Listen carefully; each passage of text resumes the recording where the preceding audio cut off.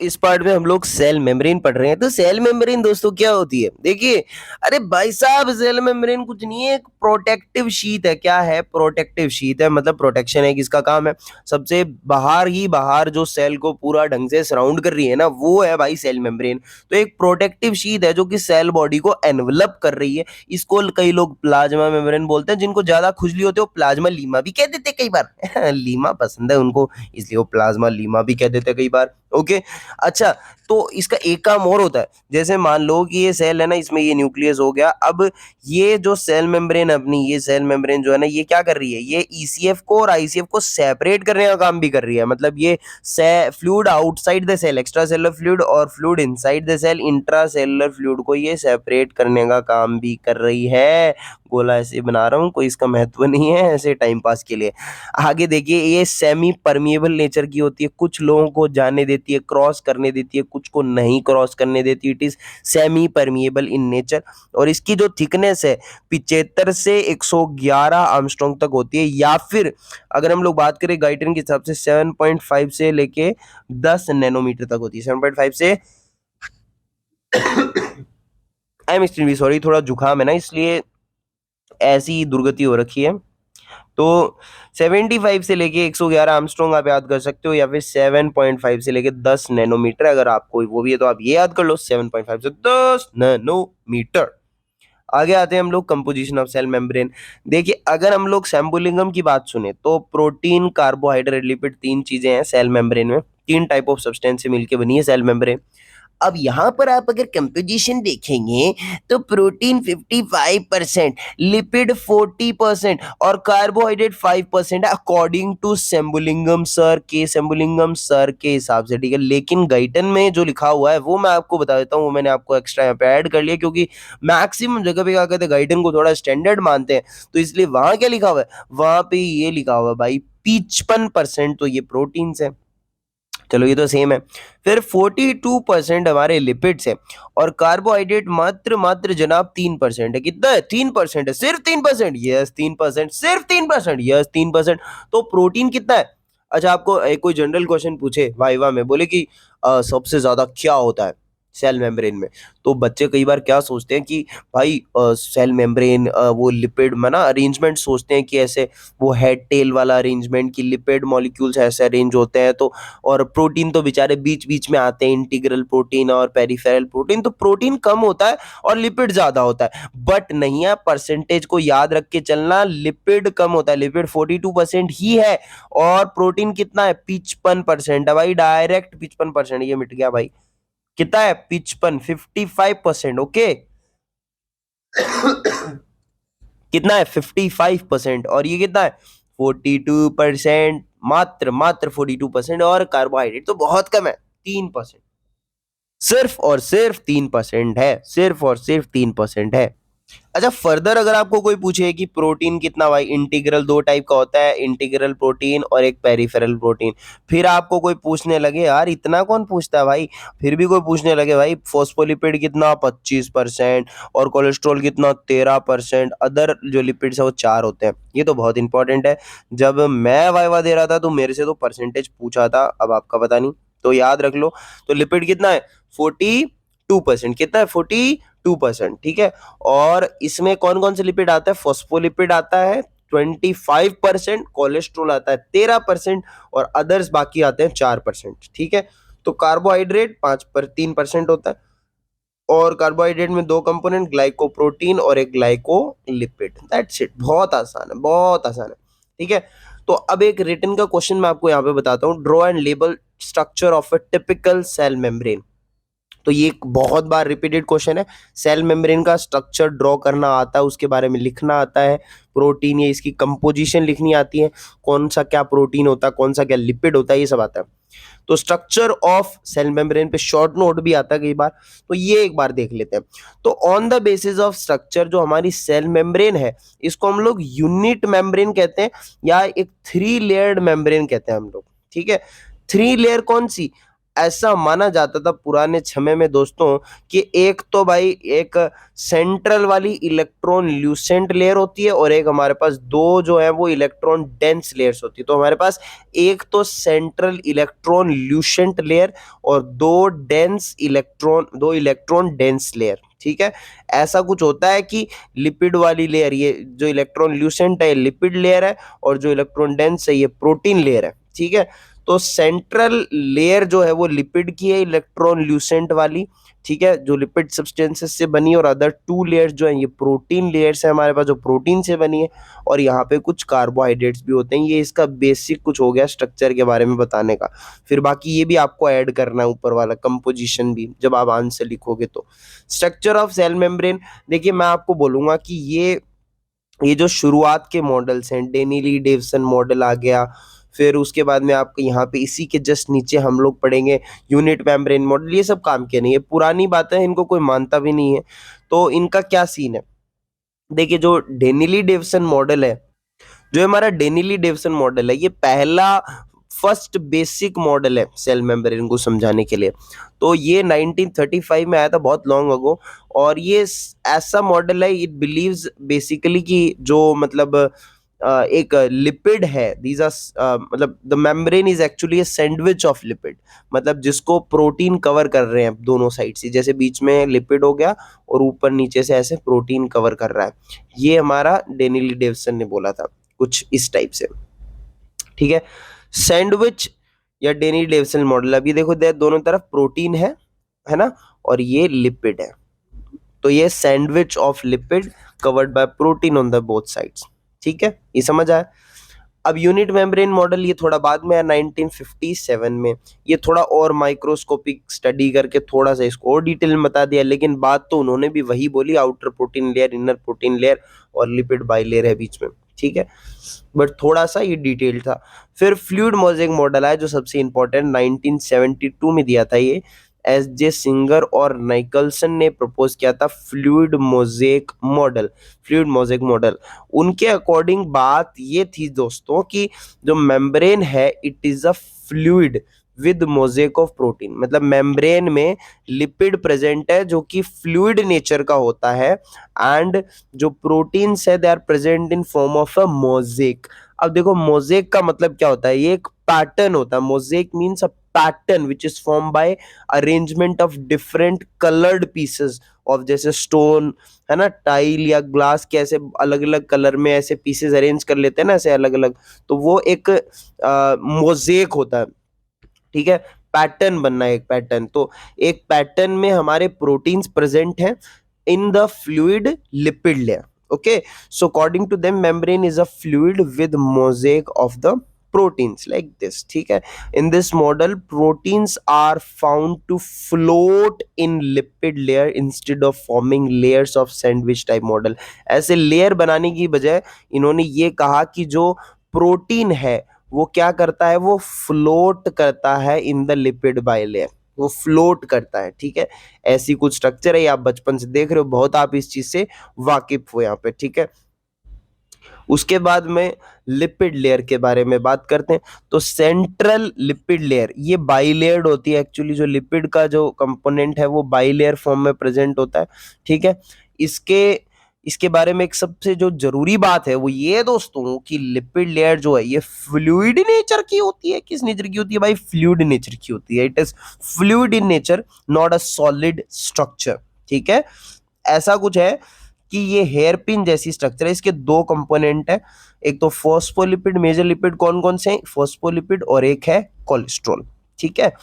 अच्छा, जो फॉस्फोलिपिड जो होते हैं, अब फॉस्फो और लिपिड यानी they are the lipid substances which are made up of phosphorus, phospho and fatty acid, ठीक है। तो फॉस्फोलिपिड जैसे कुछ फॉस्फोलिपिड्स के हम लोग यहाँ पे एग्जाम्पल्स भी देखते हैं। एग्जाम्पल जैसे amino phospholipid, sphingomyelins, phosphatidyl choline, phosphatidyl inositol, phosphatidyl serine, phosphatidyl serine, ये रहा phosphatidyl glycerol, phosphatidyl ethanolamine. ये मेजर फॉस्फोलिपिड्स हैं जो हमारी सेल मेम्ब्रेन के अंदर प्रेजेंट होते हैं, ठीक है। अब ये किस टाइप की स्ट्रक्चर है, each phospholipid molecule resembles headed pin, एक ऐसी हेडेड पिन है जिसका एक हेड है और एक टेल है। ये हेड हो गया दिख रहा है आपको, और ये यहाँ पे हो गई इसकी क्या, टेल हो गई। ये हेड है और एक क्या है, टेल है। जो इसका आउटर पार्ट है फॉस्फोलिपिड मॉलिक्यूल का, वो हेड पोर्शन है। हेड पोर्शन कैसा होता है, हेड पोर्शन होता है पोलर और पानी में सोल्यूबल होता है, इसलिए ये हाइड्रोफिलिक नेचर का, वाटर लविंग। टेल जो है दैट इज नॉन पोलर और ये इनसोल्यूबल होती है वाटर में और हाइड्रोफोबिक नेचर की होती है। ठीक है। Hydrophilic head portion of the outer layer faces ECF and those of the inner layer faces ICF. कुछ इस तरीके से अरेंजमेंट है। देखो, आउटर लेयर का जो हेड है, आउटर लेयर का जो हेड है, आउटर लेयर का जो हेड है, it faces the extra cellular fluid, देख रहे हो। और उसके बाद में जो इसकी टेल है ना, ये ऐसे बैकवर्डली फेस्ड है। और जो इनर लेयर का हेड है वो किसको फेस करता है, वो आईसीएफ को फेस कर रहा है, साइटोप्लाज्म को फेस कर रहा है, और ये इसकी टेल हो गई। ठीक है, इस तरीके का अरेंजमेंट है hydrophilic head and hydrophobic tell portion. ठीक है। बीच बीच में देखो यहाँ पे आपको कोलेस्ट्रॉल देखने को मिलेगा, कोलेस्ट्रॉल देखने को मिलेगा। लिपिड में दो ही तो मेजर लिपिड्स है, एक तो फॉस्फोलिपिड है, एक कोलेस्ट्रॉल है। अब कोलेस्ट्रॉल क्या काम कर रहा है यहाँ पे, एक्चुअली ये इसको बांध के रखने का काम कर रहा है, स्ट्रक्चरल इंटीग्रिटी प्रोवाइड कर रहा है सेल मेम्ब्रेन को। ये भी अभी डिस्कस करते हैं। Cholesterol molecules are arranged in between phospholipid molecule. देखा बिटवीन आ रहे थे ना बीच बीच में। ये फॉस्फोलिपिड के बारे में एक बात मैं आपको अगर यहाँ पे एड ऑन करके बताऊं, तो फॉस्फोलिपिड सॉफ्ट और ऑयली स्ट्रक्चर्स होते हैं। कैसे होते हैं, सॉफ्ट और ऑयली होते हैं। तो कोलेस्ट्रॉल जो होता है इनको पैक करने में मदद करता है। Cholesterol have to pack the phospholipids in the membrane, right. तो cholesterol is responsible for the structural integrity of the lipid layer of the membrane. तो कोलेस्ट्रॉल पैकिंग कराता है एक्चुअली फॉस्फोलिपिड की। ठीक है। Now functions of the lipid layer in the cell membrane, क्या functions हैं जनाब, जनाब ए जनाब, देखिए। अबे दिखाना, जल्दी दिखा रहा हूं यार, आराम से शांति रखे थोड़ा। Functions of the lipid layer in the cell membrane. Lipid का क्या फंक्शन है, देखो लिपिड ही है जो सेल मेम्ब्रेन का जो कंपोनेंट है लिपिड, लिपिड लेयर उसको सेमी परमिएबल बनाती है। ठीक है, मतलब सेमी परमिएबल मतलब कुछ चीजों को तो जाने देगी सेल मेम्ब्रेन में से क्रॉस करके सेल के अंदर और बाहर, कुछ चीजों को अलाउ करेगी, कुछ चीजों को अलाउ नहीं करेगी। ठीक है, तो किसको अलाउ करेगी भाई, क्योंकि ये लिपिड की लेयर है तो ये ओनली जो फैट सोल्यूबल सब्सटेंसेस है उनको जाने देगी, उनको पास करने देगी। फैट सोल्यूबल सब्सटेंसेस के एग्जाम्पल फिर आपको कोई पूछ ले तो कौन कौन से एग्जाम्पल्स है, ऑक्सीजन है, हाँ है, कार्बन डाइऑक्साइड है, O2 है, CO2 है, और एल्कोहल है ना, OH एल्कोहल है। तो एल्कोहल, कार्बन डाइऑक्साइड और ऑक्सीजन, ये फैट सोल्यूबल सब्सटेंस है, ये इजीली पास कर सकते हैं through this lipid layer because they are fat soluble. और मेम्ब्रेन भी किस नेचर की है, लिपिड नेचर की है, तो लिपिड लिपिड आराम से क्रॉस कर जाएगा। ठीक है, लेकिन जो वाटर सोल्यूबल सब्सटेंसेस हैं ये क्रॉस नहीं कर पाएंगे। जैसे एग्जांपल बताओ वाटर सोल्यूबल सब्सटेंसेस के, ग्लूकोज हो गया, यूरिया हो गया, इलेक्ट्रोलाइट्स हो गए, ये पास नहीं कर पाएंगे थ्रू दिस लेयर। तो fat soluble substances easily pass कर सकते हैं, वाटर सोल्यूबल सब्सटेंसेस पास नहीं कर सकते। बहुत इजी है, बहुत इजी है। अब मेम्ब्रेन में प्रोटीन्स भी तो होते हैं, प्रोटीन की बात करते हैं, प्रोटीन की बात करते हैं हम लोग। एक्चुअली इलेक्ट्रॉन ल्यूसेंट और इलेक्ट्रॉन डेंस दो चीज देखी थी। तो इलेक्ट्रॉन ल्यूसेंट तो लिपिड था, इलेक्ट्रॉन डेंस कौन है, प्रोटीन लेयर। तो protein layer of the cell membrane are electron dense layers, electron dense layers होती हैं। They give protection to the central lipid layer.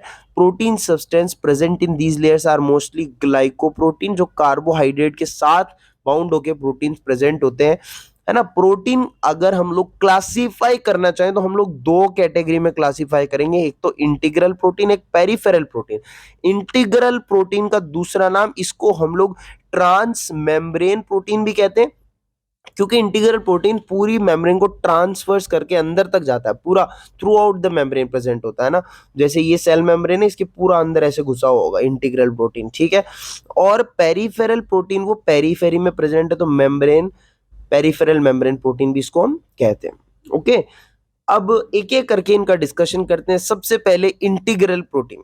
तो इंटीग्रल प्रोटीन की या हम लोग ट्रांस मेम्ब्रेन प्रोटीन की बात करें तो ये वो प्रोटीन्स है that pass through the entire thickness of the cell membrane from one side to the another side, पूरा पास कर जाते हैं एक साइड से दूसरे साइड।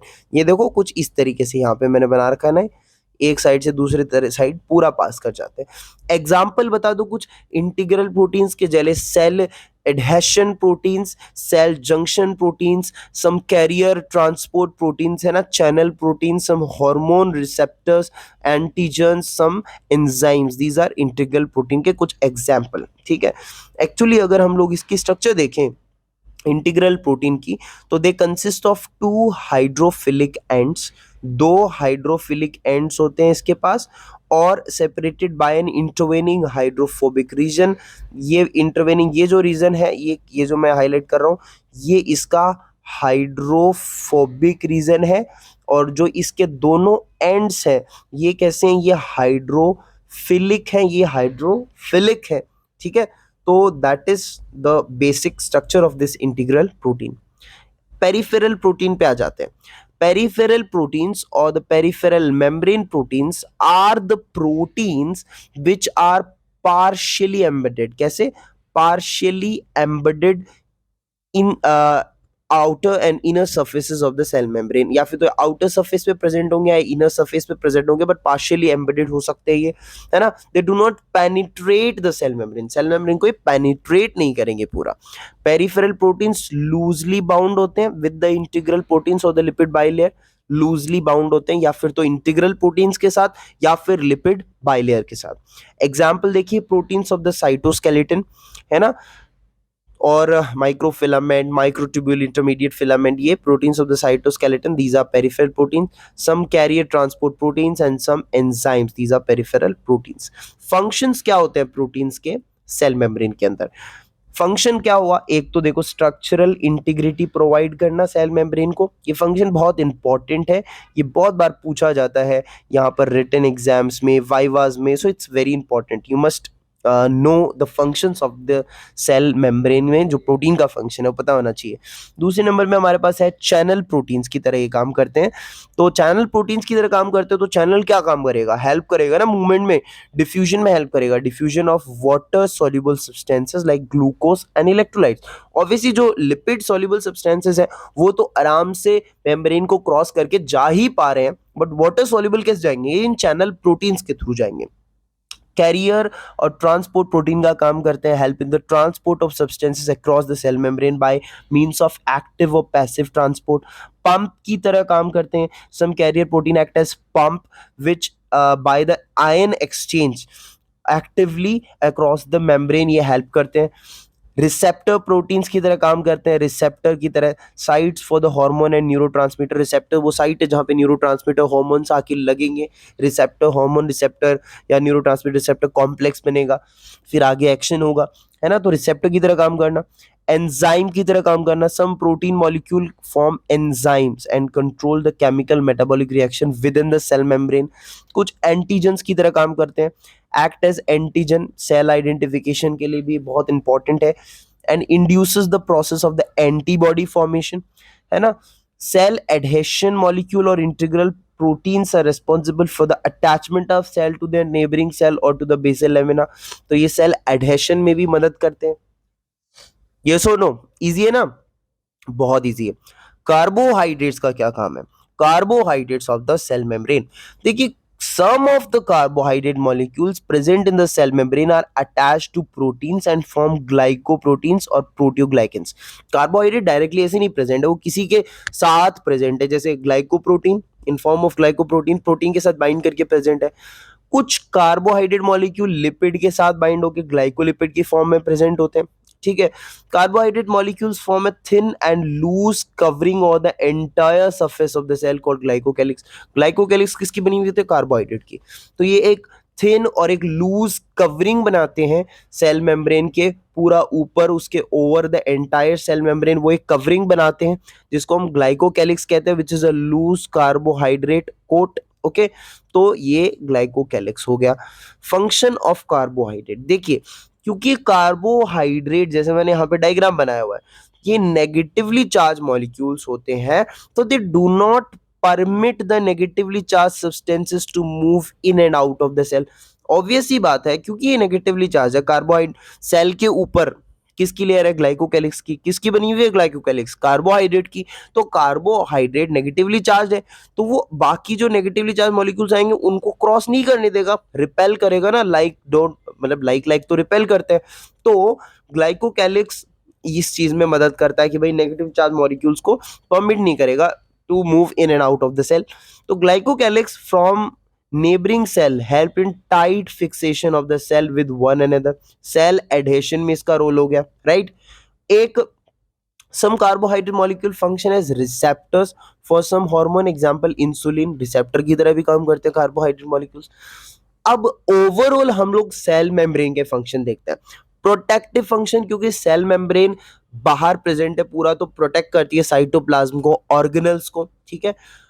सेलेक्टिवली परमिएबल होती है, वाटर सॉल्युबल सब्सटेंसेस को एंटर नहीं करने देती है, लिपिड सॉल्युबल आ जाते हैं तो बैरियर की तरह भी काम करती है ना, कि कुछ चीजों को एंटर करने नहीं देती है, बहुत सारे हार्मफुल चीजों को भी एंटर करने से प्रिवेंट करती है। एब्जॉर्प्टिव फंक्शन, न्यूट्रिएंट्स एब्जॉर्ब होते हैं into the cell through the cell membrane only. Excretory function, excretion भी सेल मेम्ब्रेन के थ्रू ही होता है, मेटाबोलाइट्स का, वेस्ट प्रोडक्ट्स का। Exchange of gases, gaseous exchange, oxygen enter करता है from blood and carbon dioxide leave the cell and enters the blood through the cell membrane only। Maintenance of the shape and size of the cell, obviously membrane बाहर present है, shape size के maintenance के लिए responsible है।